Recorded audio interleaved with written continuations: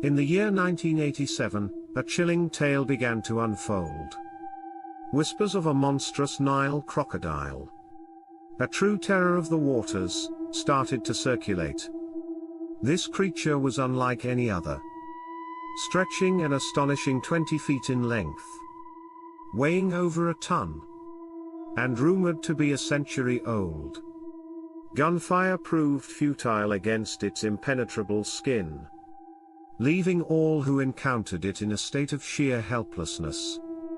The death toll, a staggering 300 victims and counting, bore witness to the ruthless reign of this predator.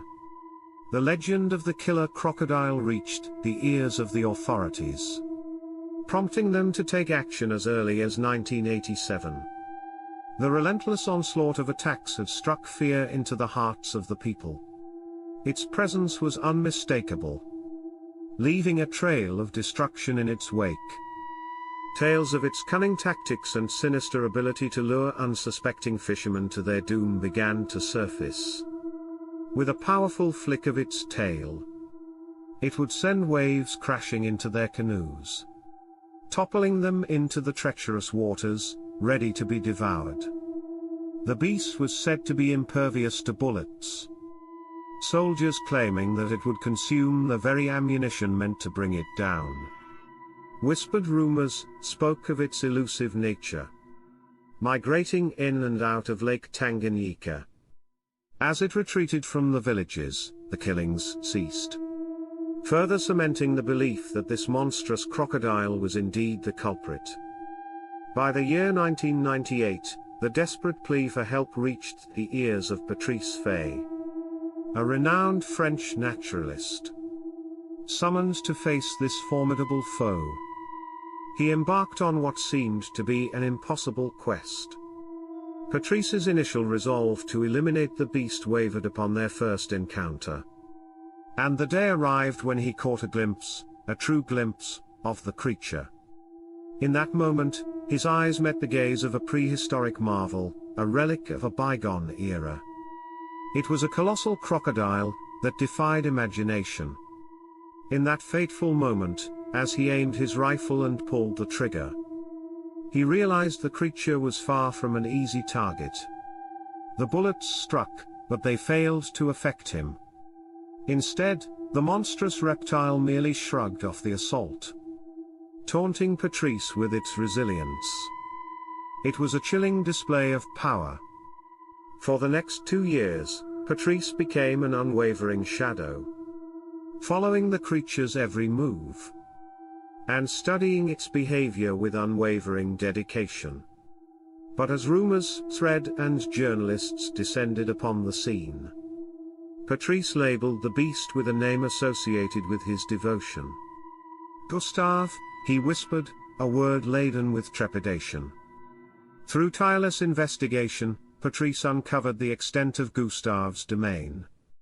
The beast's vast range spanned from Lake Tanganyika, stretching over 20 miles up the treacherous Ruzizi River, deep into a wilderness untouched by human hands.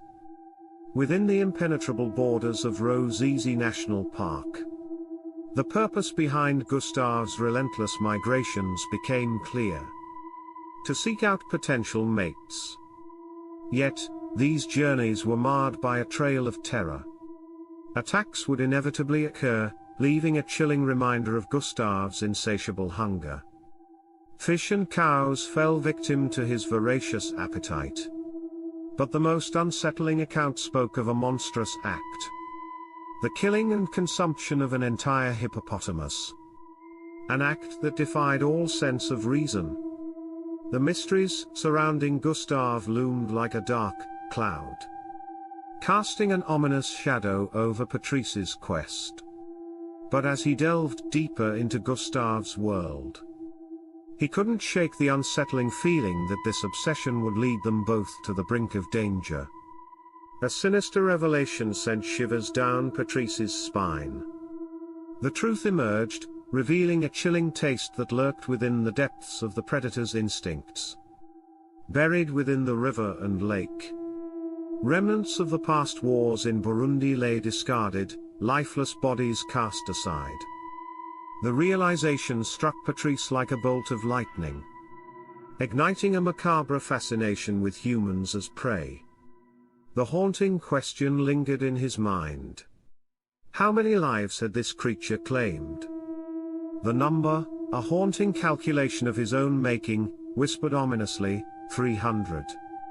If the killings had persisted for 2 decades, the toll would undoubtedly exceed that figure. The tides of death swirled around this colossal crocodile, its insatiable appetite fueling a relentless pursuit. A concerted effort was mounted to eradicate the menace that plagued the land. The arrival of a documentary crew in Burundi marked a turning point, igniting global attention. The 2004 documentary, Capturing the Killer Croc, thrust Gustave into the spotlight, captivating audiences worldwide. For the first time, people from across the globe bore witness to the enormity of the beast. His imposing presence, marked by countless bullet wounds and scars that adorned his body, was an undeniable testament to his indomitable nature. Patrice joined forces with renowned crocodile experts, Alison Leslie and Mark Danswana, in a desperate bid to ensnare Gustave. A massive trap was constructed, meticulously baited with a tantalizing offering. A live goat, a sacrificial offering to lure the monstrous creature. Hope mingled with trepidation as they awaited their quarry, but fortune proved fickle. One fateful night, disaster struck. The trap, a carefully crafted fortress of capture, succumbed to nature's wrath as the waters rose, flooding its confines. Dawn's light revealed a grim reality. The goat, the bait that had beckoned Gustave, had vanished without a trace. The mystery deepened, the stakes heightened. Patrice and his team found themselves entangled in a web of uncertainty. Gustave remained elusive, a predator that defied their every attempt to capture him. Gustave, the elusive predator, held a reputation that surpassed mere ferocity. Patrice's mind whirled with thoughts, contemplating the cunning nature of this creature. The year 2004 had etched a horrifying chapter in the annals of fear, as Gustave claimed the lives of 17 victims within a harrowing 30-day span. The realization gnawed at Patrice's consciousness, fueling a desperate plan.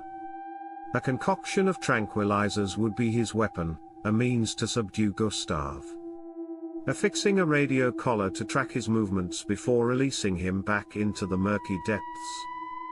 It was a precarious gamble, a delicate dance between predator and prey, intended to safeguard the unsuspecting populace by providing early warnings of Gustave's approach. Yet, as the predator roamed free, the threat loomed large, casting a pall of fear over the nation of Burundi. Or did it? Now, let us cast a discerning eye upon this tale, delving deeper into its enigmatic layers. The first claim that demands scrutiny is the assertion that Gustave is the largest crocodile ever recorded. While there is no denying his formidable size, the absence of concrete measurements renders such a proclamation dubious. Reports of longer Nile crocodiles have emerged, including a purported 25-footer dating back to 1903. The veracity of these accounts remains shrouded in uncertainty, casting a shadow of doubt upon Gustave's claim to unrivaled proportions. Similarly, the age attributed to Gustave during the 2004 documentary raises eyebrows. Whispers circulated, asserting that this behemoth of a crocodile had reached the centennial mark. Yet, a peculiar detail emerged, one that challenged the notion of his advanced age. How could a creature with such a multitude of robust and intact teeth be considered ancient? Time, relentless in its passage, would have eroded a significant portion of Gustave's dental arsenal. It is vital to remember that sheer size does not necessarily equate to advanced age. The riddle of Gustave's origins and lifespan remained cloaked in uncertainty. His true story concealed beneath layers of speculation. The enigma deepened, leaving us to ponder the true nature of this menacing predator. A creature whose shadow loomed large over the waters of Burundi. Contrary to the prevailing notion, crocodiles do not possess an eternal capacity for growth. Their size reaches a pinnacle. A point where growth ceases, and they reach their maximum stature. The key to their formidable dimensions lies in their early years. A young crocodile thriving in a warm environment, with ample food and minimal competition, can experience expansive growth.